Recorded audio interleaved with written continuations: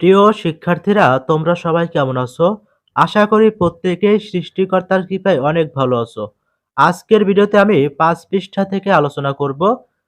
তোমরা যারা এই চ্যানেলটিতে নতুন তারা অবশ্যই চ্যানেলটিকে সাবস্ক্রাইব করে সাথেই থাকবে, যাতে করে পরবর্তীতে তোমাদের প্রতিটি বিষয়ের সমাধান ভিডিও দেওয়ার সাথে সাথেই তোমরা নোটিফিকেশনের মাধ্যমে খুব সহজেই ভিডিওগুলো পেতে পারো। দশমিক সংখ্যা পদ্ধতির গল্প। ০, ১, ২, ৩, ৪, ৫, ৬, ৭, ৮, ৯ এই মোট ১০টা চিহ্ন দিয়ে সংখ্যা তৈরি করার যে পদ্ধতিটা ভারতীয় উপমহাদেশের গণিতবিদ আর্যভট্ট বের করেছিলেন সেটিকে আমরা দশমিক সংখ্যা পদ্ধতি বলি।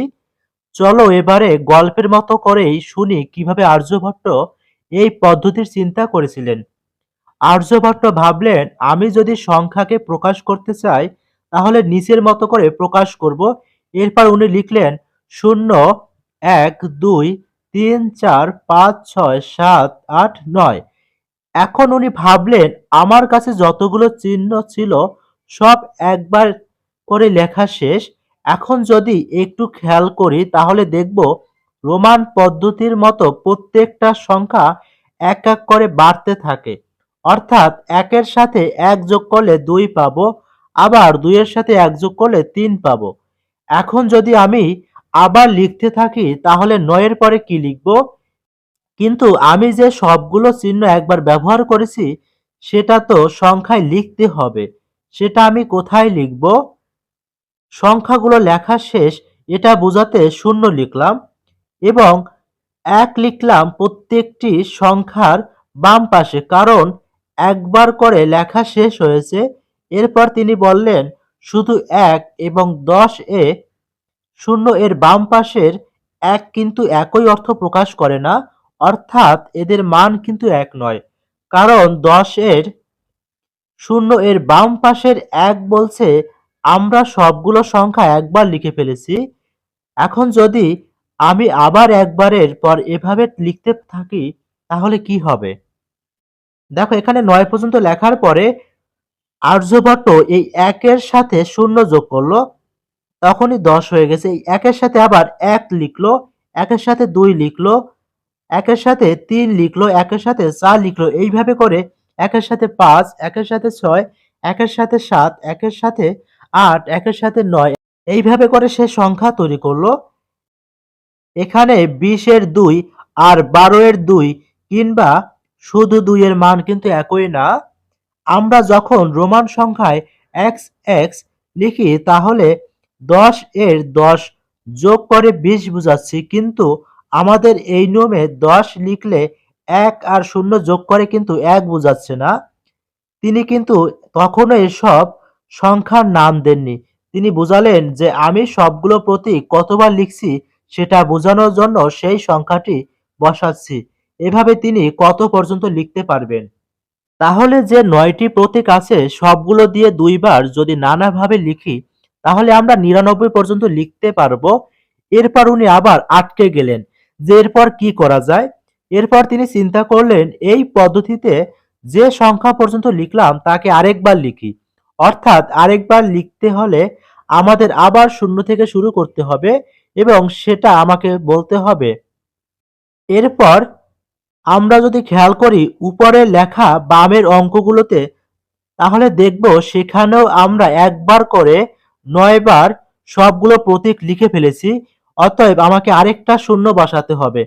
তখন আর বাম পাশে যদি ১ লিখি তাহলে এই ১ ২টা ০ এর বাম পাশের ১ কিন্তু ২ অঙ্কের সংখ্যার বামের সংখ্যাগুলো কয়েকবার লেখা হয়েছে তা প্রকাশ করছে। কিন্তু ২ অঙ্কের সংখ্যার ডান পাশের সংখ্যাগুলো কি দিয়ে প্রকাশ করছে? এরপর একটি নাম দিলেন। এরপর তিনি ২ অঙ্কের সংখ্যার বামের সংখ্যাটিকে দশক এবং ৩ সংখ্যার বামের সংখ্যাটিকে শতক বলে নাম দেন।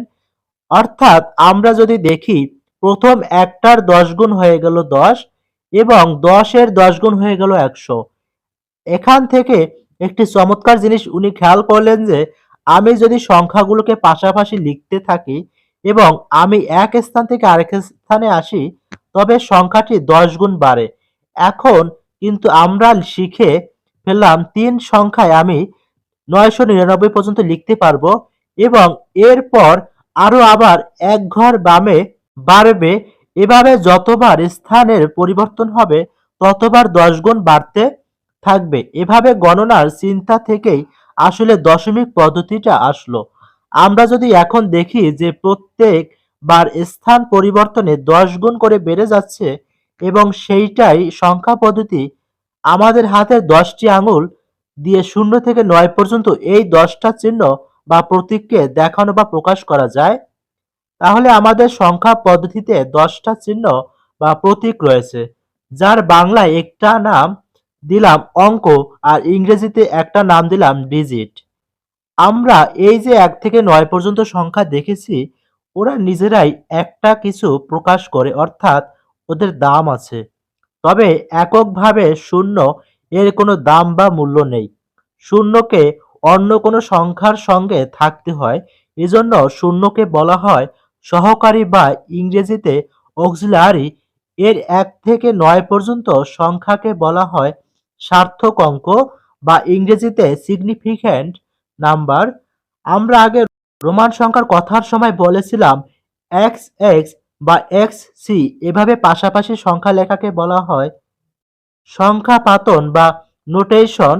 কোনো সংখ্যা যদি আমরা লিখতে চাই তাহলে আমরা 0 থেকে 9 এই চিহ্নগুলো একটি নির্দিষ্ট পদ্ধতিতে লিখব, যে পদ্ধতিতে প্রতিবার যখন সংখ্যাটা বাম দিকে আসবে তখন সেটা তার থেকে 10 গুণ বেড়ে যাবে।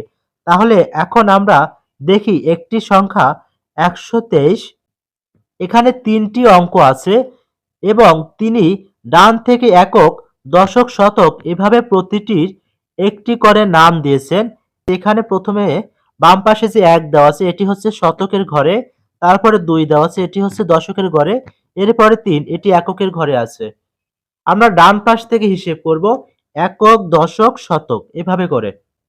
এটা পড়ার সময় আমাদের পড়তে হবে 1 শতক, 2 দশক, 3 একক। সংখ্যাটার সত্যিকারের মান হবে একটা শতক মানে হচ্ছে 100, 2টা দশক মানে হচ্ছে 20, 3টা একক মানে হচ্ছে 3, অর্থাৎ 123।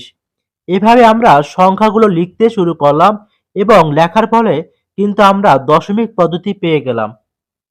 কাগজের ভাঁজে লুকানো স্থানীয় মান, এখানে একটা ভাঁজ করার পদ্ধতি দেওয়া আছে। তোমরা একটি কাগজে একটি সংখ্যা লিখে এইভাবে করে ভাঁজ করবে।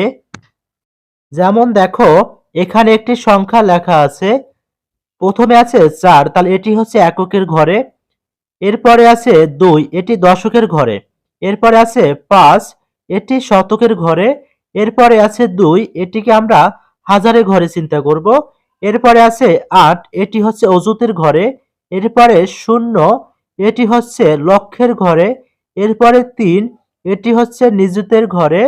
এরপর আছে 1, এটি হচ্ছে কোটির ঘরে। তাহলে আমরা বলতে পারি 1,83,82,524।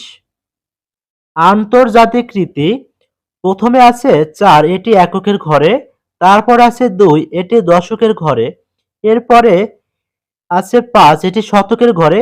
ওরা হাজারের ঘরকে 3টি ভাগে ভাগ করছে। তাহলে দেখো এখানে আছে 2, 8, 0, এই 3টি অঙ্ক। এটি আছে হাজারের ঘরে। মিলিয়নের ঘরেও 3টি অঙ্ক থাকবে। প্রথমে আছে 3, তারপর আছে 1, তারপর আছে 2। বিলিয়নের ঘরেও 3টি ডিজিট থাকবে। প্রথমে আছে 4, তারপরে আছে 4, তারপর আছে 2। তাহলে আমাদের সংখ্যাটি হবে 244,283,524। দেশীয় ও আন্তর্জাতিক রীতির তুলনা, নিচের এই সংখ্যাগুলোকে আমরা দেশীয় ও আন্তর্জাতিক রীতিতে তুলনা করব। দেশীয় রীতি, দেশীয় রীতিতে প্রথমে আছে 8, এটি এককের ঘরে। এরপরে আছে 1, এটি আছে দশকের ঘরে। এরপরে আছে 6, এটি আছে শতকের ঘরে। এরপরে হাজারের ঘরে 2টি অঙ্ক আছে, 5 এবং 3। এরপরে লক্ষের ঘরে 2টি অঙ্ক আছে, 9 এবং 9। এবং কোটির ঘরে 5টি অঙ্ক আছে, 1, 8, 7, 4, 3।